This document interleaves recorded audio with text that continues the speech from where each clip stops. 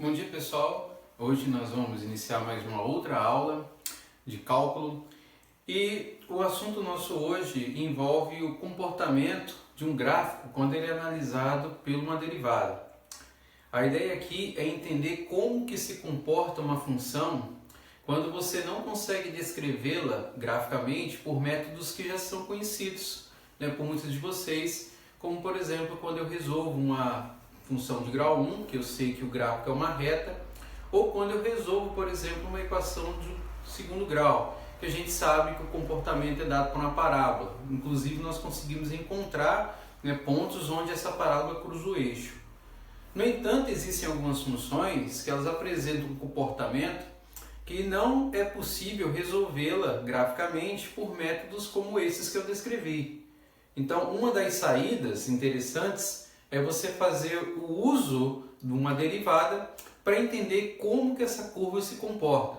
E aí eu estou falando de funções de categorias mais distintas. Eu estou mencionando, por exemplo, funções trigonométricas, funções logarítmicas ou outras funções que não apresentam métodos conhecidos como esses.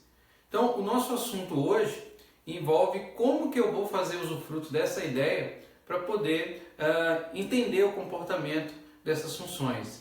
Uma consequência desse nosso estudo é identificar que a natureza da derivada de uma função vai nos dar subsídios para encontrar onde que essa função apresenta um valor máximo ou onde ela concentra um valor mínimo. E com isso nós vamos conseguir aí, desenvolver um método que me permite esboçar o gráfico dessas expressões sem fazer uso de alguns métodos que eu sei que só funcionam para casos específicos. Tá? Então a ideia geral parte do seguinte, o que nos diz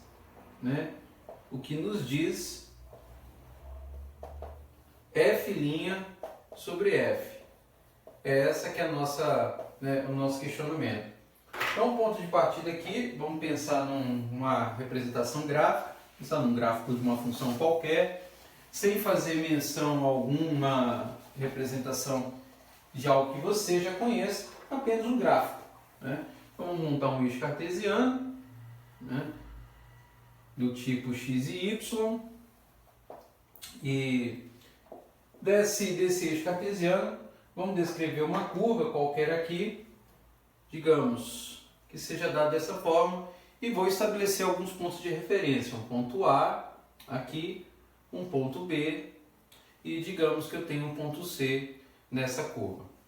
Bom, quando nós estudamos lá sobre as derivadas, o que a gente sabe é que ela tem duas interpretações, uma algébrica e uma geométrica. A algébrica a gente já conhece, a gente tem trabalhado tanto durante o curso em relação a isso. Exemplo, velocidade é uma representação que envolve uma interpretação algébrica de uma derivada, a taxa de variação de uma grandeza com relação a outra. E a outra interpretação que a gente tem de uma derivada, que nós vamos fazer uso aqui, é a interpretação geométrica, que representa a inclinação de uma reta tangente a uma curva. Pois bem, se eu começar a traçar as retas que são tangentes a essa curva, nos vários pontos, através aqui dessas retas tangentes em preto, o que eu observo é um comportamento que é bastante peculiar e que vai nos trazer aí algumas informações interessantes. Observa que entre A e B, a inclinação da reta tangente é sempre o que? Positiva. Entre B e C, a inclinação é negativa. E desse ponto, vamos colocar o ponto C aqui para referenciar melhor, colocar aqui no ponto C nesse e o ponto D aqui. Entre B e C, a inclinação é negativa e entre C e D, a inclinação é positiva. Não é coincidência e conseguimos visualizar. Entre A e B, onde a inclinação é positiva, a função é o quê? Crescente. Entre B e C, que a inclinação é negativa, a função é decrescente. E entre C e D, a função é crescente. E um outro aspecto interessante que nós podemos observar é entre B e C aqui, em B e C especificamente. Percebe que nesses dois pontos aqui, eu tracei uma reta tangente e a reta tangente é o que? Horizontal aqui, horizontal aqui. E não é também coincidência. E esse fato é um fato extremamente relevante para nós. Nesses dois pontos, a inclinação é nula, logo a derivada é zero. Mas visualmente nós observamos que aqui em B nós temos um ponto de Q de máximo, tem um pico nessa curva, e em C nós temos um ponto de mínimo. Ou seja, tem uma relação íntima, uma relação muito direta entre você calcular a derivada de uma função e encontrar os pontos onde ela é zero, identificar que esses pontos podem nos dar uma pista aí sobre os valores máximos e mínimos de uma dada função. Então o primeiro teste que a gente executa aí é um teste que a gente chama de crescente e decrescente. Teste crescente, decrescente. Então esse teste ele nos diz o seguinte, olha, se eu tiver uma função, se f' de x for positiva em um intervalo que eu vou chamar aqui de i, intervalo i, então f é o que? Crescente, foi o que a gente viu lá, f é crescente. E o contrário acontece também. Se f' de x for negativa, né, então isso aqui vai implicar que f é decrescente nesse intervalo. É essa a conclusão que a gente tem da análise daquela curva primária. Então o primeiro resultado que para nós é relevante. F' positiva, função crescente. F' negativa, f decrescente. Derivada nula é uma consequência que nós vamos usar, né, num próximo exemplo que a gente... no primeiro exemplo que nós vamos desenvolver aqui. Ou seja, uma pista que nos dá condições de dizer se ali tem um máximo e mínimo. Então vamos lá, vou montar um exemplinho aqui.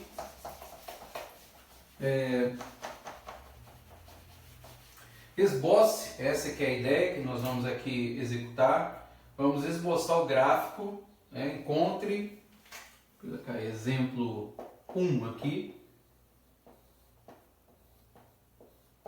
Esboce o gráfico da função, vamos chamar aqui de f igual a 3x à quarta menos 4x ao cubo menos 12x ao quadrado mais 5. Então, a ideia aqui é que a gente faça o esboço desse gráfico. Percebe algo interessante. Aqui não dá para usar uma equação de grau 2 para resolver, nem resolver igualando diretamente a zero. Ou seja, não tem um método conhecido, a função de grau 4. Então, o que nós vamos aqui desenvolver é um método baseado nessa primeira representação que nós acabamos de falar, desse teste crescente e decrescente. E a partir dessa observação, nós vamos esboçar a construção desse gráfico. Nós vamos falar aqui de um novo termo que nós vamos aqui nomenclaturar como número crítico, né?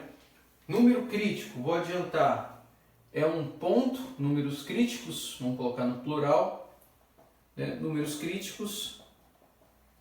Isso aqui vai implicar em pontos onde a derivada da função é igual a zero. Ou seja, são pontos onde f' de x vai ser igual a zero, certo? É o que nós vamos aqui encontrar. Pontos onde f' igual a zero. Esses pontos que nós vamos chamar de críticos são os pontos que vão nos dar a pista aí sobre valores máximos e mínimos dessa curva. Então, nós vamos desenvolver isso aí através de um conjunto de passos para que fique fácil a compreensão nossa do processo. Então, o primeiro passo aí, vamos apagar a função aqui para resolver. Primeiro passo é derivar a função. Então, derivar f. Nós vamos derivar f. Então, essa primeira passagem é tranquila, né? Vamos reproduzir a função aqui. F igual a 3x à quarta menos 4x ao cubo menos 12x ao quadrado mais 5. Derivada tranquila de funções potência, então a derivada aqui vai dar 12x3 menos 12x2 menos 24x e aqui no caso a constante é zero. Bom, o segundo passo é encontrar os pontos onde f' é igual a zero, ou seja, f' igual a zero. Significa que eu vou pegar essa mesma função e igualar a zero. 12x3 menos 12x2 menos 24x e vou fazer isso aqui igual a zero.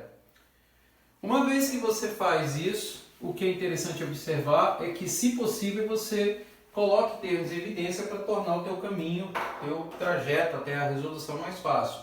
Podemos observar aqui, ó, 12, 12, 24, são todos múltiplos de 12, dá para colocar o 12 em evidência. E aqui x3, x2 e x, a gente consegue colocar o x em evidência. Abro parênteses e aí vou colocar os termos que vão aparecer. 12x3 com 12x é x², aqui eu retorno menos x e aqui eu retorno menos 2. Igualo isso a zero. Então eu quebrei a minha função aí de grau 3 em duas, uma de grau 2 e uma de grau 1. Isso já vai me indicar uma solução, porque eu quero saber os pontos onde isso aqui é igual a zero. Então uma solução que já é direta me indica que o x, quando isso aqui for zero, só pode ser igual a zero. Então esse zero é um ponto crítico, ou seja, um ponto onde a derivada é zero. Os outros pontos, eles vão sair de onde? Da equação de grau 2. Então daí eu resolvo um processo de Bhaskara, x igual, né? Vamos fazer isso aqui rapidamente, menos com menos mais, 1 mais ou menos, b², 1 ao quadrado 1, menos 4 com menos mais, 4 vezes 2, 8, e aqui eu tenho 2 vezes 1, 2. Então daqui, executando a próxima passagem, 1 mais ou menos, 9, cuja raiz é 3, dividido por 2, e aí eu vou abrir para duas respostas. 1 mais 3, 4 por 2, 2. 1 menos 3, menos 2 por 2, menos 1. Então eu tenho este e este como sendo os meus números críticos. É essa a interpretação. Segundo passo, então, é encontrar números críticos. O terceiro passo é montar uma tabela que vai me indicar onde que a minha função vai crescer e decrescer, que envolve aquele teste de concavidade. É aqui que nós vamos agora desenvolver esse método. Então, construir uma tabela.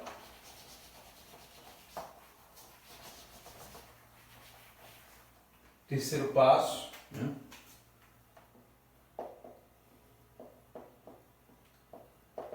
Construir uma tabela. Construir tabela com os números críticos. É isso, com os números críticos. Então, o caminho aqui ele é bem interessante. Por quê? Vamos voltar para a expressão que eu tenho lá, que nós derivamos, colocamos lá entre parênteses, 12x, x² menos x menos 2. Correto? Ao fazer isso daí, nós encontramos os números críticos aqui e executamos o processo. É possível que eu reduza essa expressão? Sim, até porque nós encontramos as raízes. Então, f' é igual a 12x, uma raiz que nós encontramos lá foi menos 1, deixa eu só reproduzir mais uma vez aqui, menos b, 1 mais ou menos, 3, 2 vezes 1, 2, então deu 1 mais 3, 4 por 2, 2, e 1 menos 3, menos 2 por 2, menos 1. Então, quebrando aqui em duas funções de primeiro grau, eu tenho que uma solução é x menos 2, e a outra solução é x igual a menos 1, ou x mais 1. Ok, por que eu estou fazendo isso? Porque eu vou montar agora, na verdade, um intervalo que indique onde que essa função vai apresentar mudança de sinal. Então eu sei que eu tenho a minha derivada constituída dentro desses três resultados aqui. E aí é que começa a montagem da minha tabela. Como que eu vou fazer isso? Eu vou construir uma série de colunas, onde a primeira coluna está associada ao intervalo, onde essa função vai crescer e decrescer. E em cada coluna eu vou colocando uma função constituinte da derivada. Então eu tenho uma função 12x, tenho uma outra aqui que é o x menos 2, tenho x mais 1. Daqui eu vou ter o sinal de f' e a conclusão. A conclusão vai me dar acerca do que o resultado do teste vai indicar. E aí o que eu faço? Coloco todas as funções que eu já fiz aqui e vou nomenclaturar os intervalos com base nas soluções que eu tenho. Então eu tenho que um número crítico é 0, um outro número crítico é o 2 e o outro número crítico é o x igual a menos 1. Então, contando no eixo cartesiano, da esquerda para a direita, com origem 0, você tem para a esquerda negativos e para a direita positivos. Então, o primeiro valor que você vai colocar está associado ao conjunto dos dados que são menores que menos 1. Por que eu não vou colocar igual? Porque eu sei que em menos 1 a derivada é 0. Depois eu coloco os valores que estão entre menos 1 e o próximo crítico, que é 0. E por fim, coloco aqui agora os próximos, que são os valores entre 0 e 2. E a última linha, os valores que são maiores que 2. É isso que eu vou fazer agora. O que vai aparecer dentro dessa tabela? Vão aparecer sinais que correspondem aos valores dessas funções dentro desses intervalos que nós criamos. Então, como é que é a análise aqui? Se eu pego algum valor x, qualquer que seja menor que menos 1 e coloco aqui, por exemplo, menos 2, que é menor que menos 1. Se eu multiplicar 12 por menos 2, vai dar menos 24. Então o resultado vai ser negativo. Você vai jogar um número aqui? Não, você vai testar um número qualquer que seja negativo e o que você vai colocar é o sinal do resultado. Então, se o número for menor que menos 1, aqui ele vai ser negativo. Se for menor que menos 1, continua sendo negativo, por exemplo, menos 2. Se for menor que menos 1, continua sendo negativo. E aí você faz a análise do sinal. Menos com menos é mais com menos é menos. Se a derivada é negativa, qual é a função qual é a conclusão que a gente chega? Lá no primeiro teste, a função é decrescente. Vou colocar um Dzinho aqui para representar que é decrescente. É isso que nós vamos fazer, D. Função decrescente. Entre menos 1 e 0, mesma coisa. Se você testar um número entre menos 1 e 0 é negativo. Entre menos 1 e 0 é negativo. Entre menos 1 e 0, aí já vai dar o que aqui? Ó, positivo. Por exemplo, entre menos 1 e 0 é menos meio. Menos meio mais 1 dá positivo. E aí analisa o sinal. Menos com menos é mais. Com mais é mais. Portanto, a função aqui é crescente. E aí, na mesma linha, entre 0 e 2 a função aqui é positiva, entre 0 e 2 aqui é negativo, entre 0 e 2 aqui é o que? Positivo. Mais com menos é menos, com mais é menos, então a função decresce. E por fim, quando x é maior que 2, aqui é positivo, positivo, positivo, logo positivo. Portanto, a função aqui nesse intervalo é crescente. Então, o que eu tenho aqui é uma orientação da condução do gráfico que nós vamos executar agora. Ou seja, entre valores menores que menos 1, essa função ela decresce. Entre menos 1 e 0, ela cresce. Entre 0 e 2, ela decresce. E maior que 2, ela cresce. Então, com isso, agora a gente vai construir o quarto passo, que é montar uma tabela com um conjunto de valores referenciais para que a partir daí eu tenha a construção do gráfico. Ou seja, o quarto passo, vou desenvolver aqui, construir aqui, quarto passo, construir o gráfico. Seria propriamente o que o exercício pede. Construir o gráfico a partir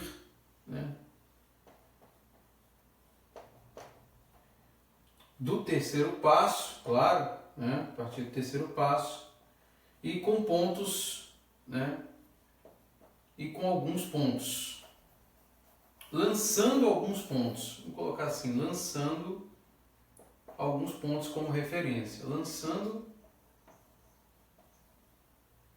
alguns, escrever aqui em cima alguns pontos como referência.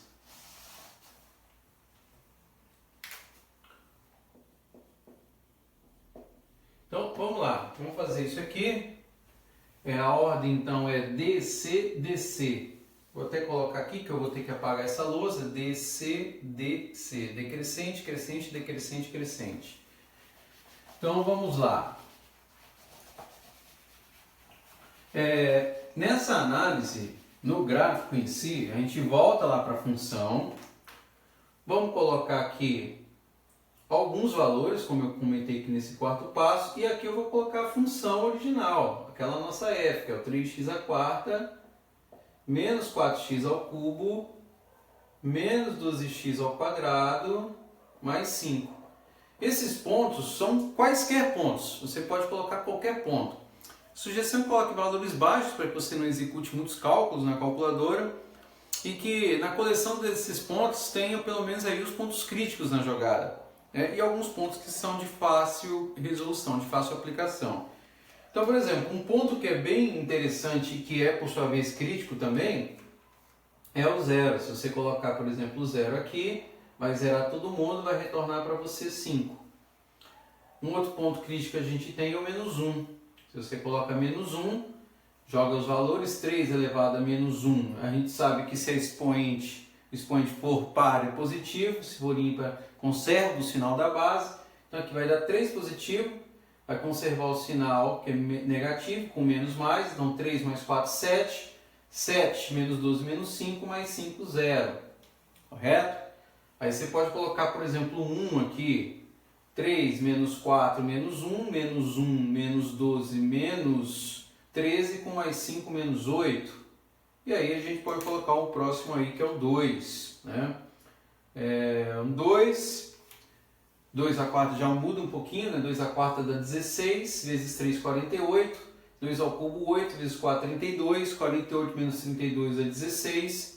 2 ao quadrado 4, vezes 12, 48. 16 menos 48 dá menos 32, com mais 5 dá menos 27. Então aqui já temos um conjunto de valores já meio alto. E aí com isso a gente tem condições agora de plotar essa curva aí, né, e desenhar ela com os dados que nós temos. Também vou colocar aqui só para efeito, para que eu não perca a minha anotação, os pontos que foram gerados, né, os pares ordenados aqui, menos 1, 0, né, 1, menos 8 e 2, né, menos 27. Vamos colocar aqui. E agora nós vamos construir, esboçar o gráfico dessa função. Tá? Então daí o que eu faço? Monto meu eixo cartesiano, vamos construir ele aqui. Vamos montar o eixo. Aqui eu tenho valores para x e para a função f. Vamos colocar aqui, né, o intervalo, puxar um pouquinho mais para cá. Vamos fazer uma métrica aqui dos valores. Mesma métrica aqui. Claro, a gente vai fazer de modo proporcional porque temos valores muito baixos aqui, né? Empurrar um pouquinho mais aqui, fazer esse eixo um pouquinho mais para baixo. E aí nós vamos colocar alguns dados. Então, 1, 2, 3, né, 4, menos 1, 0. Aqui vamos fazer de modo proporcional, porque os valores são altos. Então, vou colocar 2, 4 e 6, 8. Aqui, menos 2, menos 4, menos 6. E aí, vamos colocar os pontos. Quando x é 0, ele retorna 5, 0, 5. Aqui. Menos 1 ele está retornando exatamente na origem, né, em 0. Opa, perdão, estava colocando 0. Aqui, ó, menos 1, 0. Em 1 ele já retorna um valor muito baixo, né, menos 8. Em 1 retorna aqui, ó, menos 8. Em 2 mais baixo ainda, ou seja, um valor que está aqui para baixo do nosso quadro, nem para desenhar, vamos fazer aqui em perspectiva. E a gente poderia até colocar um valor a mais, né? Um adicional aí, um 3. Vamos fazer a conta aqui na calculadora, só para que a gente tenha uma projeção do valor em 3. Se eu jogar aqui, deixa eu fazer a conta aqui, 3 vezes 3 à quarta, certo? Menos 4 vezes 3 ao cubo, menos 12 vezes 3 ao quadrado, e mais 5. Né? Se eu colocar 3 ele já vai gerar para mim 32, então ele vai jogar lá em cima. 3 ele retorna lá em cima, né? 32. Então, nossa, vai ficar muito alto, mas vai ficar por aqui. Vamos colocar aqui nessa faixa. Essa que é a ideia que a gente vai explorar a partir desse exemplo aqui, né? Então, fazendo esboço agora do gráfico, como é que vai ficar? Ó, ele diz que é decrescente para valores menores que menos 1. Então a função vem, decresce. Entre menos 1 e 0 ela é crescente. Então passa aqui, vem até aqui em cima, que é o 5. Depois, entre menos 1, x menor que menos 1. Depois, entre menos 1 e 0 ela cresce. Depois, entre 0 e 2 ela decresce. Então o que vai acontecer? Quando você passar lá em 5, depois ela vai decrescer. E aí você tem o seguinte, que quando ela decresce, ela vai passar lá embaixo, ó, em menos 8, vai descer mais ainda, vai chegar aqui em 2, depois ela volta e cresce a função, claro, ela não vai passar exatamente em 3, vamos fazer aqui, né? Menos 8, ela vem, passa e cresce indefinidamente. Ou seja, é decrescente, crescente, decrescente e crescente a partir de 2. Vou colocar aqui um 2 um pouquinho mais, né, próximo de onde realmente o ponto que eu gerei, né? Vamos colocar aqui, deixa eu apagar esse pedacinho. Colocar o 2 aqui um pouquinho mais para baixo para ser mais fiel à representação. Então tá aqui, ele vem e passa, e sim ele vem e retorna a função lá em cima, né, no 32. Correto? Então aqui, ó, você tem o esboço do gráfico que está representando para nós esse ponto. Aqui eu desenhei o 3, né? E em 3 ele vai bater lá em cima, lá em 32. Vamos fazer isso aqui um pouquinho melhor, né? Para ficar mais bonitinho. Então lá em cima. Em 2 ele está dando negativo, que é menos 27, e em 3 está dando positivo. Então ele vai passar lá, ó, lá em cima, em 32. Então está aí o esboço desse gráfico, para que a gente tenha uma noção do que está acontecendo com essa curva. Correto? Então isso finaliza um exemplo que está associando aí a contribuição da curva em relação ao fato de que quando a derivada é negativa a função decresce, quando é positiva cresce, negativa decresce, positiva cresce. E aí, olha que coisa interessante, em 2 pontos, em 0, tá vendo? Você tem aqui, ó, a derivada nula, em menos 1 você tem a derivada nula, e em 2 você tem a derivada nula, são os pontos críticos. E agora, por consequência desse fato, nós temos como dizer que quando há uma mudança do que a gente está observando aqui, ó, que é a concavidade da curva, ou seja, quando o sinal está mudando, aqui a derivada é positiva, aqui é negativa e positiva, nós temos, não é coincidência, um ponto de máximo e um ponto de mínimo. Pois a essa informação nós chamamos, na verdade, de teste da derivada primeira. Ou seja, quando você observa que a sua função muda de sinal, a derivada de positivo para negativo, a função apresenta um máximo. Se acontece o contrário, de negativo para positivo, ela apresenta um mínimo. É essa a informação que a gente tem acerca desse processo. É isso que nós vamos fazer agora, escrever como teste da derivada primeira. Então, esse teste que a gente identifica aí, né, teste da derivada, ou teste da primeira derivada, né, teste da derivada primeira. Ele é bem evidenciado, né? Se você tem um número crítico, né, se f' possuir, né, a premissa é essa, possuir um número crítico, que eu vou chamar de C qualquer, crítico C, né? Então a conclusão, claro, e o f' de C foi igual a 0, que é o que a gente fez ali, então você tem duas coisas, f' passando de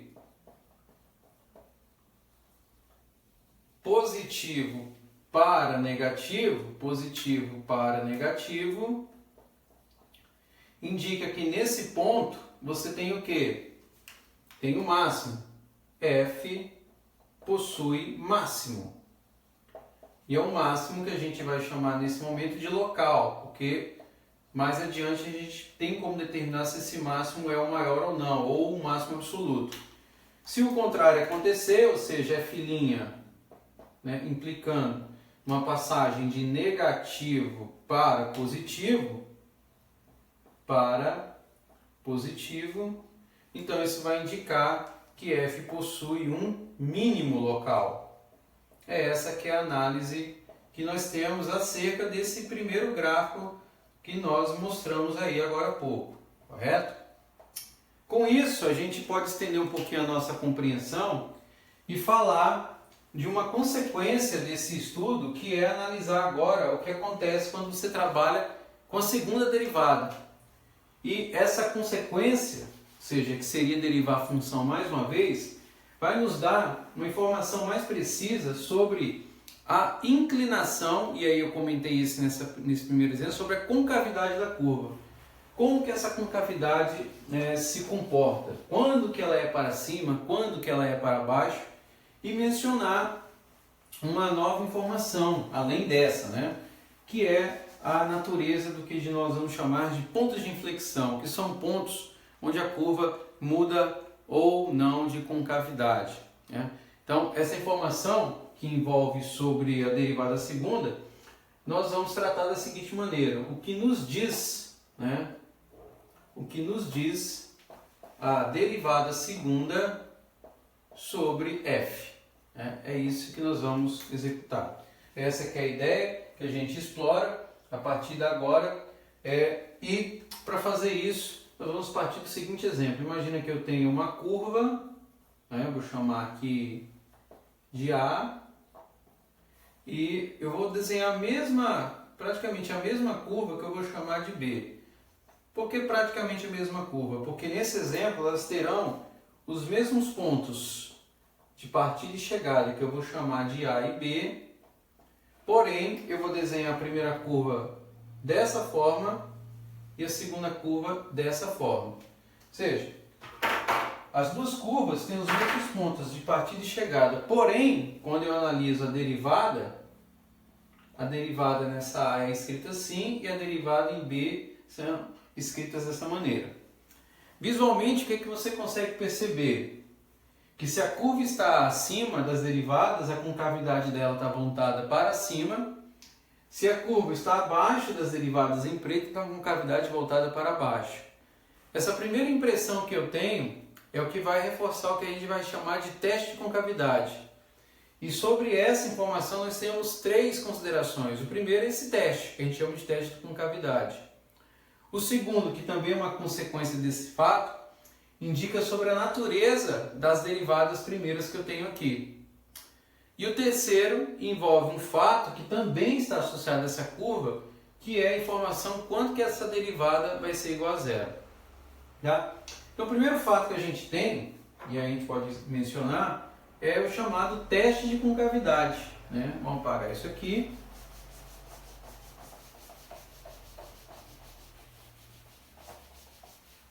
Chamar de teste de concavidade. Esse teste de concavidade indica o seguinte: olha, se uma curva, né, se uma curva C estiver acima de suas derivadas,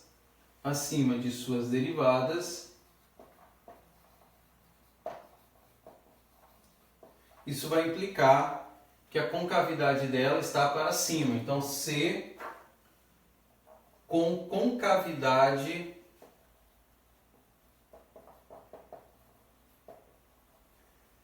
para cima. Caso contrário, né? Ou seja, caso contrário, caso contrário, ou seja, se a curva estiver abaixo das suas derivadas, caso contrário, isso vai implicar em concavidade para baixo.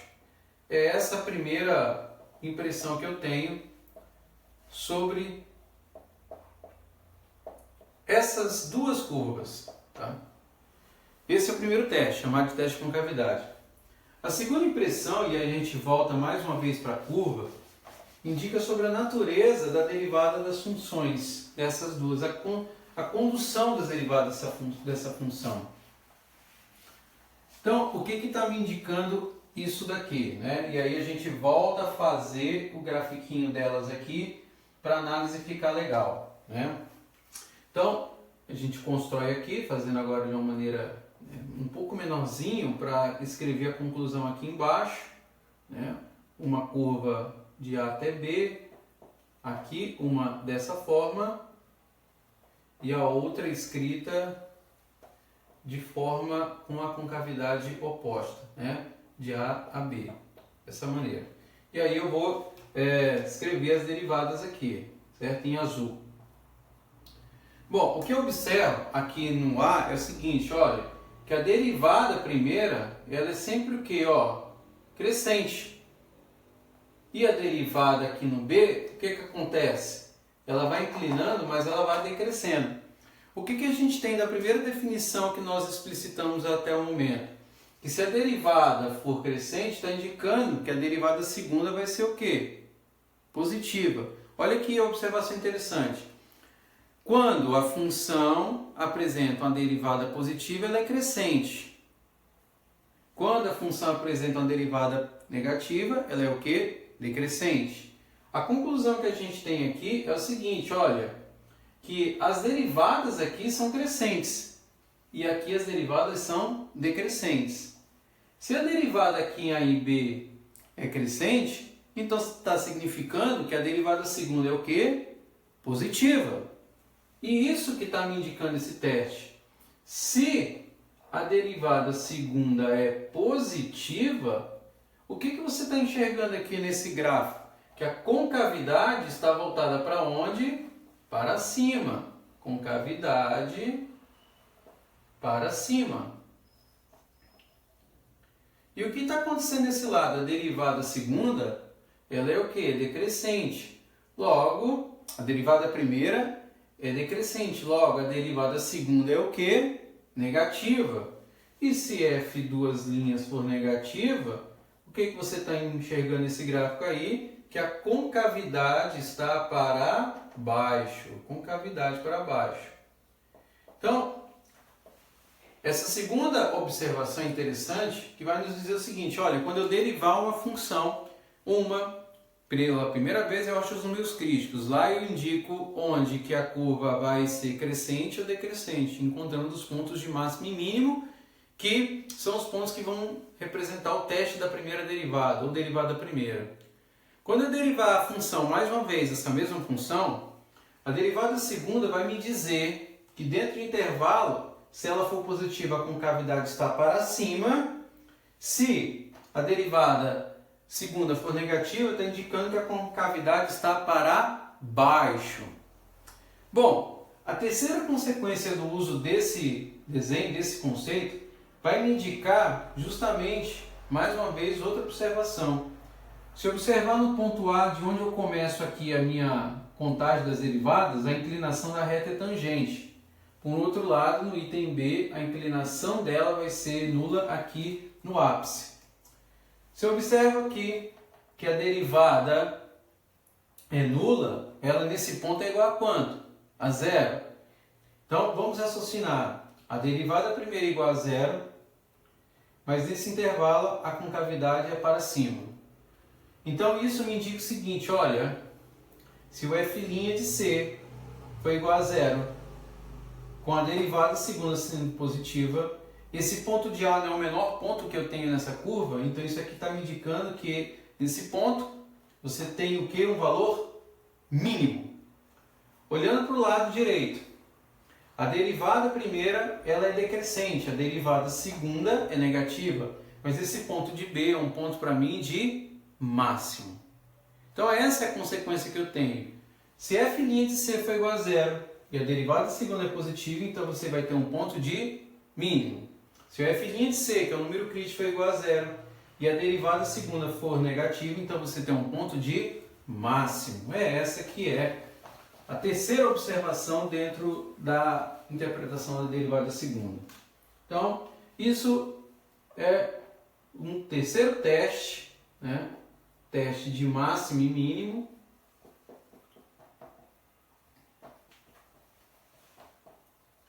Que vai nos dizer o seguinte, olha, se f' de C for igual a zero, deixa eu tomar um pouquinho de água aqui, porque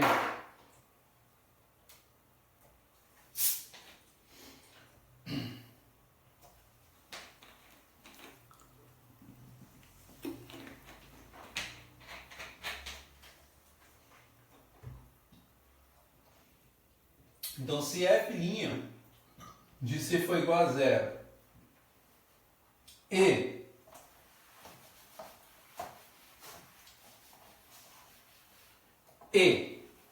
a derivada segunda for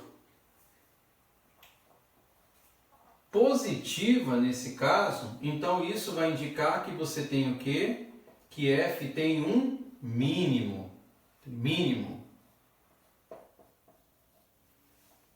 Se acontecer o contrário, e f duas linhas, a derivada segunda for negativa, então isso que f vai nos dizer aqui no caso que tem um máximo.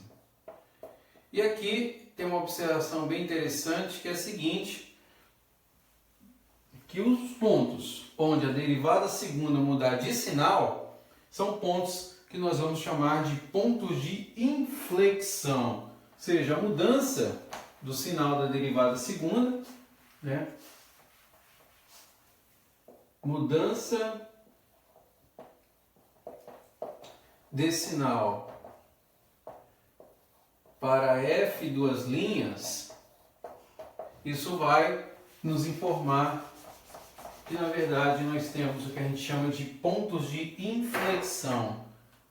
Isso nos garante agora o que a gente chama de pontos de inflexão.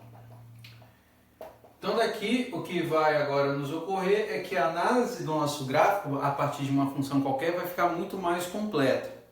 Então nós vamos montar um outro exemplo, agora um exemplo onde a gente vai até o teste da derivada primeira e depois vamos além, que é calcular a derivada segunda. O que vai ocasionar nessa situação para análise? Nós vamos executar a montagem de duas tabelas. A primeira nós fizemos no exemplo 1, indicando onde que a função é positiva e onde ela era negativa. Agora, a segunda tabela ela vai dizer sobre a inclinação da nossa curva. Lembra que no primeiro exemplo que nós fizemos, a curva ela tinha um perfil assim, ela crescia e ficava assim. Esse que é o gráfico mais próximo do que nós queríamos, né? Considerando aqui a escala que eu fiz com 32. Mas quando essa função descia a partir do infinito até menos 1, ela poderia ter descido assim, com a inclinação voltada para baixo. Eu fiz com ela vindo para cima. Por que eu fiz assim? Né? Eu achei que para o meu desenho ficava melhor dessa forma, mas isso não é uma decisão inteligente. Para que a informação fique mais completa, eu precisaria saber a inclinação, a concavidade dessa curva. Então a concavidade, quem vai me dar agora é o teste da derivada segunda. Né?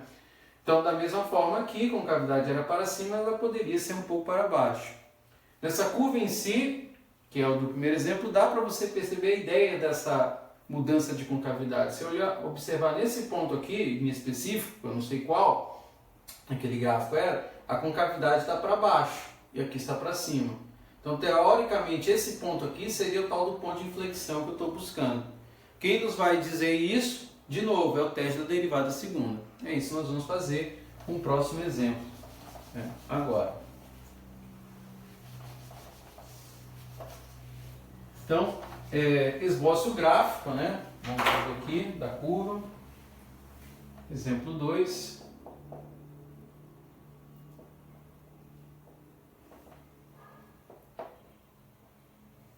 Esboce o gráfico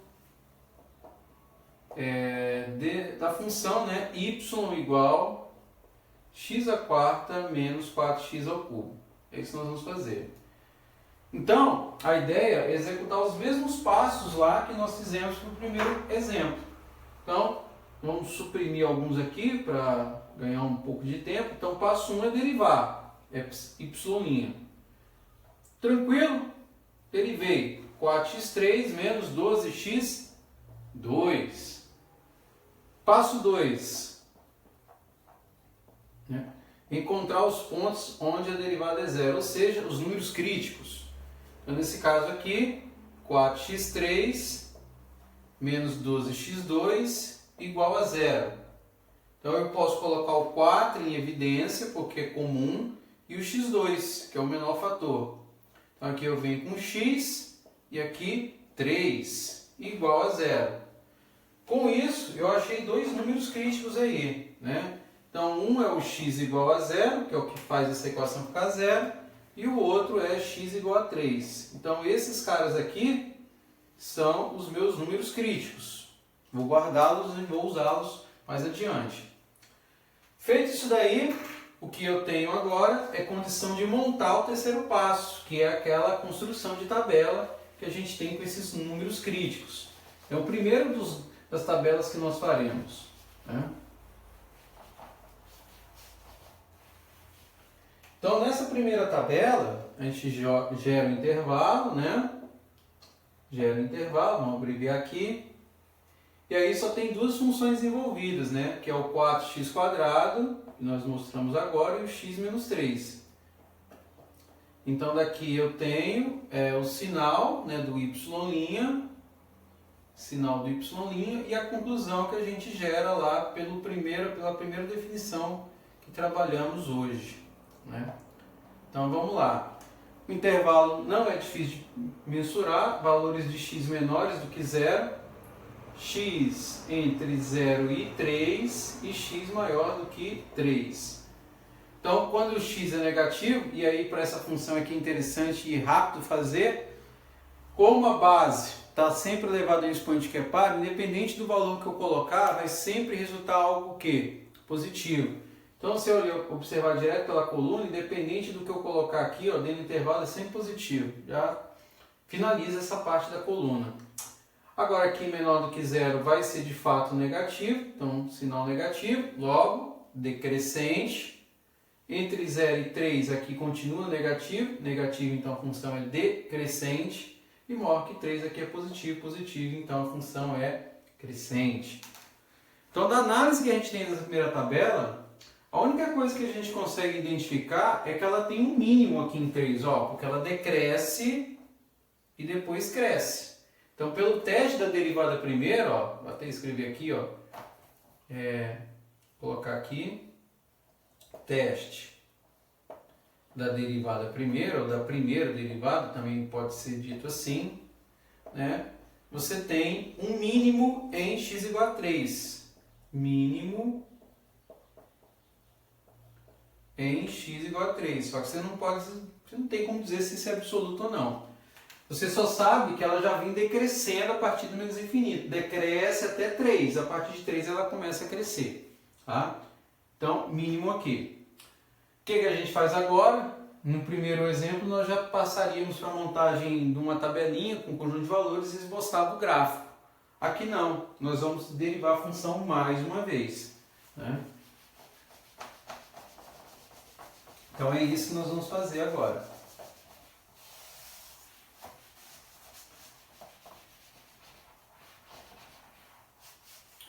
Então, nessa passagem, que seria o quarto passo agora, né? Vamos agora fazer aqui y igual a x à quarta menos 4x3. Então, derivamos y' deu 4x3 menos 12x2. Agora nós vamos para, nesse caso aí, o passo 4, né? Que seria derivar a função duas vezes. Eu derivo mais uma vez. Se eu derivar mais uma vez, eu acho aqui, ó, a derivada segunda é igual a 12x2 menos 24x. Beleza. É isso que eu faço. O que eu vou fazer agora é algo que é extremamente importante, que é começar a usar a derivada primeira dentro, derivada primeira não, os números críticos dentro da derivada segunda. Por que eu vou fazer isso? Lembrando lá da definição que nós escrevemos. Quando eu derivo um número crítico, ele é igual a zero, qual é a conclusão do teste que a gente identificou lá? Que se a derivada segunda for positiva, você vai ter um ponto de mínimo, e esse mínimo vai ser absoluto. Se a derivada for negativa, você vai ter a confirmação de um ponto de quê? De máximo, e esse máximo é absoluto. Se a derivada for zero, você não pode, derivada se não for zero, você não tem como dizer se aquilo ali é máximo ou mínimo. Então o que eu vou fazer agora, que seria o passo 5, né? Vamos colocar aqui, substituir números críticos, né, em y duas linhas. É isso que nós vamos fazer. Então nós temos dois pontos críticos aí, que é o 0 e o 3, que nós vamos substituir aqui nessa função, né?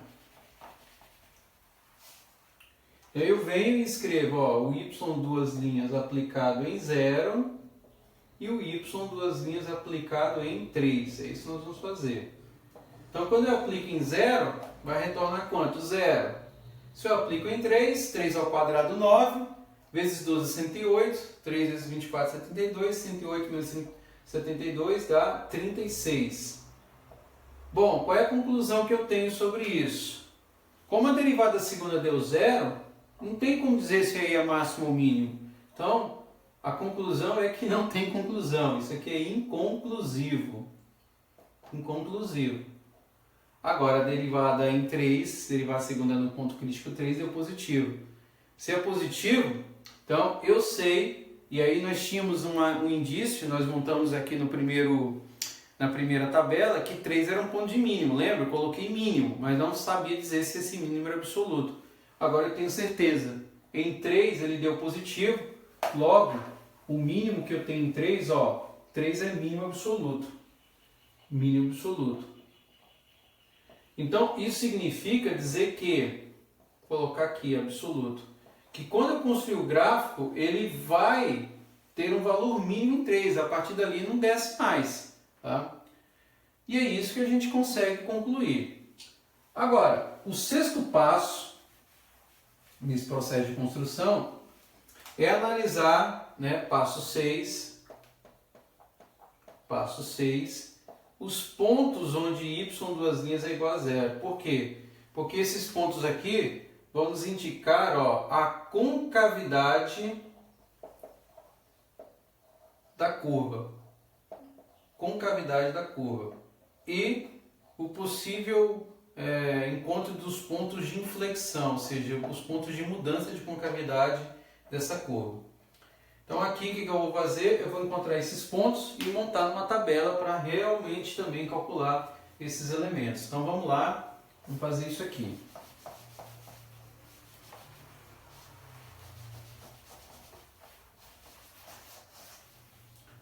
Y duas linhas igual a 12x2 menos 24x. Então eu vou encontrar os pontos onde isso aqui é igual a zero. Então isso indica o seguinte, eu vou colocar aqui 12 e o x em evidência, x aqui, menos 2. Então isso aqui é igual a zero. Então indica o seguinte, que x vai zerar, para fazer o que se zera, e para zerar aqui o x é igual a 2. Cuidado aqui, pessoal, é o seguinte, que 0 e 2 não são pontos críticos, são candidatos a pontos de inflexão, identificando a partir desses referenciais quando que a sua curva vai mudar de concavidade. Como é que a gente vai detectar isso? Montamos outra tabela. A gente vai ter um intervalo, né? Aqui as duas funções envolvidas, 12x e x menos 2. Analiso agora o sinal da minha curva, sinal de y duas linhas, e a conclusão que eu vou ter acerca desse sinal. É isso que a gente vai fazer a partir desse momento. E aí qual é a ideia que a gente vai explorar agora? É trabalhar com a mesma sistemática da primeira tabela.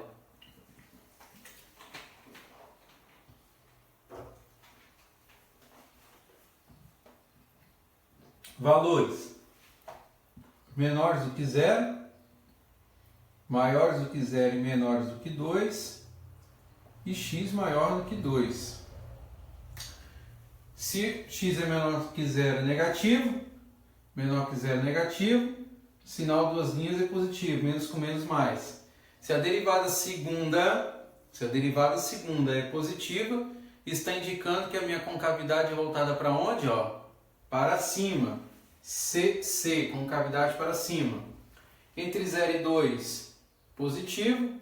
Entre 0 e 2, negativo. Negativo, concavidade para baixo. E quando é maior que 2, positivo, positivo, positivo, concavidade para cima.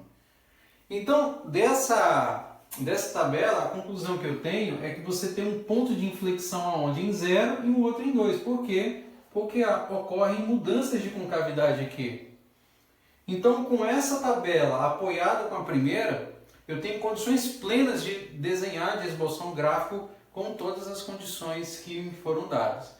Que é a última coisa a ser feita, que é o que a gente vai fazer agora. Essa é a ideia que a gente vai agora representar. Então vamos lá, vamos desenhar esse gráfico aí.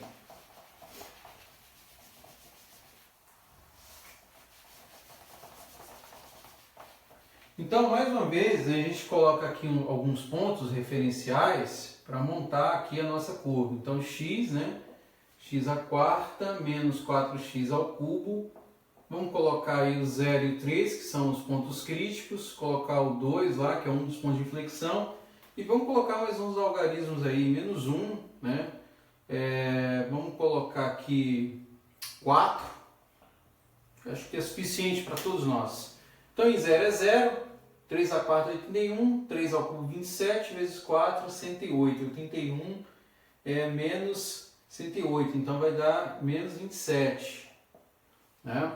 2 à quarta é 16, 2 ao cubo 8, 4 vezes 8, 32, menos 16. Menos 1 dá 1 positivo, aqui vai dar menos 1 menos com mais, então aqui vai me retornar 5, correto? Em 4, aqui já muda, 4 à quarta dá 256, 4 ao cubo dá 64, vezes 4, 256 para 4, 0. Beleza. Vamos lá. Então daqui a gente constrói o eixo, vamos ter que fazer de forma bem proporcional, vamos fazer aqui mais à esquerda, né? Fazer um pouquinho mais à esquerda aqui.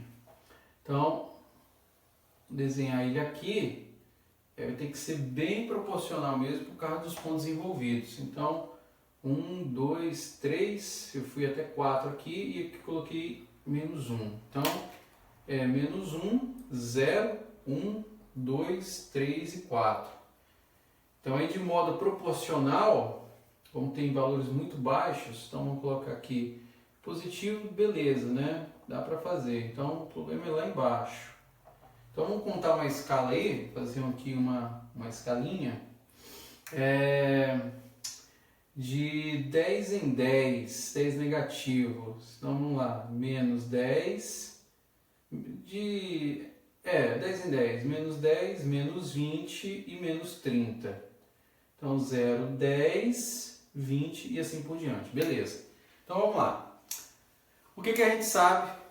Que quando x é menor do que 0, a função era decrescente, até 0 e 3 ela decrescia, ou seja, quando era negativo, pela primeira tabela que nós fizemos, menor que 0 ela decrescente, entre 0 e 3 ela decrescia, ela voltava a crescer a partir de 3.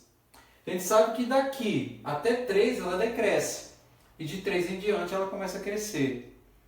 E pela segunda tabela, a gente sabe o seguinte, que a função ela muda de concavidade, correto? Para valores entre 0 e 2, aliás, entre 0 e 2, ou seja, em 0 ela muda de concavidade, em 2 ela de novo muda de concavidade, claro, ela continua descendo, que o 3 é o nosso mínimo absoluto, nós aprovamos, e aí ela volta a crescer. Então vamos lá. Na primeira análise que a gente faz, quando x é menor que 0, a concavidade é voltada para onde? Para cima. Então a curva, quando nós desenharmos, ela vai vir aqui, desce até 0, concavidade para cima. De 0 até 2, vamos colocar aqui o menos 16, né? Ela continua descendo, só que ela já muda de concavidade. Concavidade fica para baixo. Aí de 2 até 3, o que vai acontecer?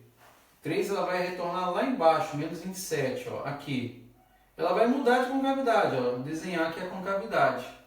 Vendo? E a partir de 3 ela cresce, só que ela muda de concavidade já em 2. Então, ó, ela vem, sobe e passa por 4. E aí está desenhado o gráfico. Olha que interessante, ficou bem montado, ficou melhor do que o primeiro. Distribuir melhor a escala. Concavidade para cima, ó, decrescente até 3, tá vendo? Ela decresce. Concavidade para cima, concavidade para baixo. Ponto de inflexão, olha aqui, ó, mudança, ponto de inflexão, vou colocar como PI. Em 2, ó, ponto de inflexão, concavidade para baixo, concavidade para cima, e aí está a montagem do gráfico. E com isso a gente finaliza aí a análise. Primeira análise sobre o teste das derivadas primeira e teste da derivada segunda, que é a identificação aí dos pontos onde há mudança de flexão. Numa próxima análise, nós começaremos a fazer o uso dessa ideia para resolver problemas aplicados. Nós veremos um outro vídeo aí que envolve problemas de otimização. Com isso, a gente finaliza essa primeira observação. Se curtiu, dá aquele like, se inscreve no canal quem não se inscreveu, dá aquele joinha, ative o sininho para as notificações. Valeu, muito obrigado, galera. Até mais.